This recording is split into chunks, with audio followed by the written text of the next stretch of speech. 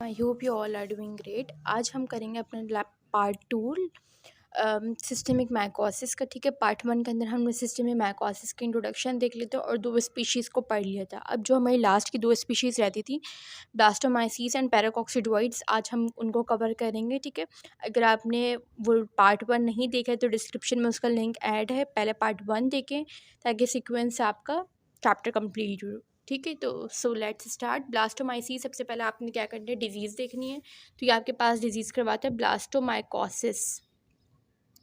ठीक है, ये करवाता है ब्लास्टोमाइकोसिस। इसकी प्रॉपर्टीज़ सेम वही बाकियों की तरह, ये डायमॉर्फिक फॉर्म में मौजूद होती है, मतलब ये सॉइल के अंदर मोल्ड फॉर्म में मौजूद होगी और लंग्स में जब ये ह्यूमन के अंदर आ जाएगी तो ईस्ट फॉर्म में मौजूद होगी। ठीक है, ये मोल्ड फॉर्म में जो मौजूद होती है तो इसको हम कहते हैं माइक्रोकोनिडिया, मतलब ये माइक्रोकोनिडिया की फॉर्मेशन करती है। अब माइक्रोकोनिडिया किस तरीके से होते हैं, तो स्मॉल शेप होते हैं, डबल वॉल्ड होते हैं। ठीक है, मतलब ये इसकी हाइफी है, समझें, तो इसके साथ ये ऐसे छोटे से माइक्रोकोनिडिया लगे हुए होंगे। ठीक है, अब इसकी ट्रांसमिशन की बात करें तो ये भी एक एंडेमिक डिजीज़ है बाकी जो स्पीशीज़ थी उनकी तरह। मतलब ये आपके पास, अच्छा सॉरी, यहाँ पे ना मोल्ड का तो हमने देख लिया, ईस्ट देख लो। तो ईस्ट जो होती है ना वो कैसी होती है, तो पहली चीज़ कि ये सिंगल होती है, सही है। दूसरी चीज़ ये ब्रॉड बेस्ड बर्ड होती है। ठीक है, और third one is double wall होती है। मतलब किस तरीके से, इस तरीके से देखो, यूँ क्या है, सिंगल है, डबल वॉल है और देखो एक बेस टाइप की बनी हुई है इसके ऊपर। ठीक है, ब्रॉड बेस टाइप की बनी हुई होती है। तो ये आपके पास जो है ना, क्या नाम है, ये इसकी प्रॉपर्टीज़ है ईस्ट की। अब इसकी ट्रांसमिशन पे आ जाओ तो ये एंडेमिक है, मतलब काफ़ी जो आपके पास वो होंगे, ये उनका क्या है, एंडेमिक है वहाँ की। ठीक है, जैसे कि central and south America, Africa, middle east वगैरह, वहाँ पर ये आपके पास, आपको पता है ट्रांसमिशन मतलब किस तरीके से होगा, वो इस सॉइल के अंदर ये आपके पास बहुत ज़्यादा वो होती है, मौजूद होती है। सॉइल में क्या बनाती है, ये हाइफी बनाती है। अब ये हाइफी जो है ना, इसमें हाइफी के साथ साथ क्या मौजूद होता है, स्मॉल पियर शेप कॉनिडिया मौजूद होते हैं इसमें, जो यहाँ पे मैंने अभी आपको बना के दिखाए थे। ये हाइफी है और ये समझो ये इसका हाइफी है। ठीक है, और यहाँ पे ऐसे पियर शेप कॉनिडिया मौजूद होते हैं इसके। अब ये कॉनिडिया अगर इनहेल हो जाए, मतलब इनहेलेशन हो जाए इसकी, तो जैसे बताइए ह्यूमन में जाके इन्फेक्शन कॉज कर देते हैं।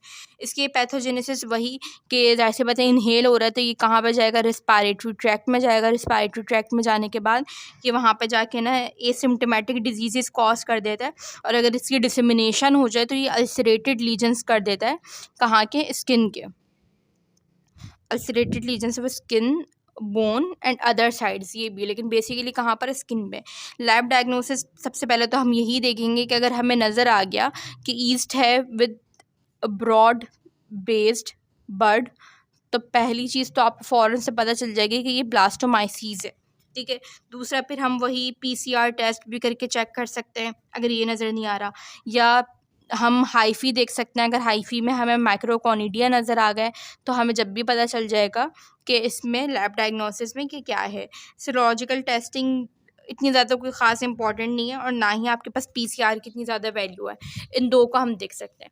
देखो, जब भी किसी भी स्पीशी की लैब डायग्नोसिस याद रखो ना, तो उसकी प्रॉपर्टीज़ याद रखो। तो ऐसे बता, जो जो जिस शेप में, जिस तरीके के ये मौजूद होंगी तो लैब डायग्नोसिस में भी वैसी ही नज़र आएंगी। ठीक है, इसकी तो डायग्राम मैं आपको दिखा देती हूँ यहाँ से बुक में।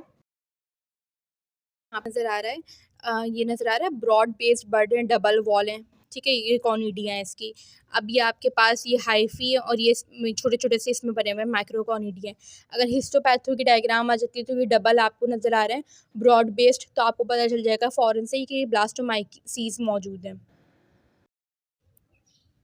अब देखेंगे हम दूसरी स्पीशी जो कि हमारी सबसे लास्ट है इस चैप्टर की, पैराकॉक्सिडोइड्स। पैराकॉक्सिडोइड्स जो डिजीज़ करवाता है वो करवाता है पैरिकॉक्सिडियोडोमाइकोसिस।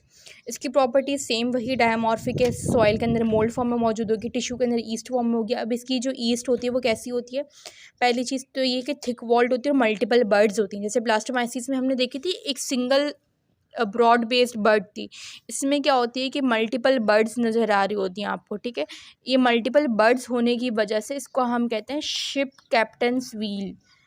जैसे कि शिप का जो आपके पास कैप्टन का व्हील होता है ना, इस तरीके की आपके पास होती है। ठीक है, इसकी ट्रांसमिशन वही सेम इन्हेलेशन, अच्छा नहीं, पैथोजेनेसिस में आ जाएगा सेम वही कि इन्हेलेशन की वजह से आपके पास जो आपके पास ईस्ट थी वो टिश्यू में फॉर्म हुई इस तरीके से और इसकी इन्हेलेशन हो गई।